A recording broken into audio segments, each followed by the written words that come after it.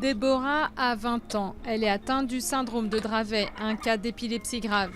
Après avoir essayé de nombreux traitements contre ses crises de convulsions, sa mère lui donne depuis 3 mois du cannabidiol, un produit dérivé du cannabis. Les résultats positifs sont apparus dès les premières semaines. Ça a amélioré la qualité de son sommeil. Et ses convulsions se sont réduites aussi. Elle faisait 15 à 42 crises par mois. Et là, elle n'en a fait que 7 le mois dernier.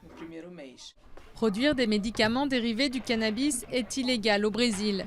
Une proposition de loi sur la légalisation du cannabis a été proposée au Sénat.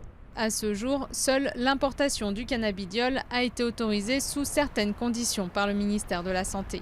Patricia fait partie des 200 personnes autorisées à en bénéficier, mais c'est le médecin qui doit signer ce précieux sésame. Lui est convaincu des effets médicinaux du cannabis. Le cannabis à usage récréatif peut avoir des effets négatifs. Réaction paranoïaque, effet d'anxiété. Mais c'est une erreur de confondre ça avec le cannabidiol. De la même manière, cela serait mal connaître la réalité de ces enfants. Ces enfants planent à cause du nombre de médicaments qu'ils prennent, de leur propre état épileptique. On peut dire que plus de 90% ont eu des améliorations, si ce n'est pas 100%. Mais le cannabidiol importé coûte cher. Un mois de traitement peut atteindre les 1 500 €. Et tout doit passer par la puissante Anvisa, l'Agence nationale de vigilance sanitaire, qui ne veut pas entendre parler de production locale pour le moment.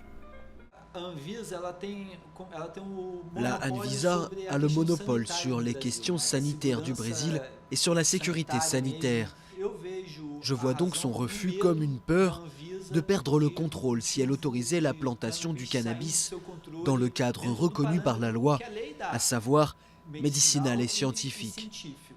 Les plants utilisés pour le cannabidiol sont pauvres en THC, la principale molécule active du cannabis qui a des effets psychoactifs.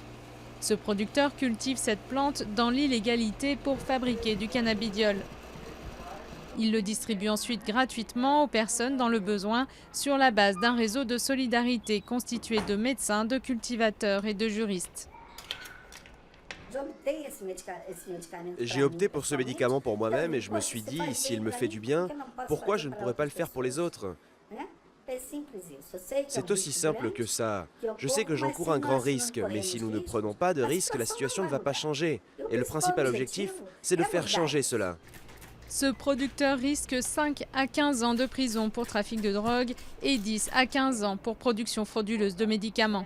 Pour ces cultivateurs, comme pour Déborah et sa fille, la législation du cannabis à usage médical est nécessaire. Tous mettent beaucoup d'espoir sur la décision du gouvernement qui devrait intervenir dans les prochains mois.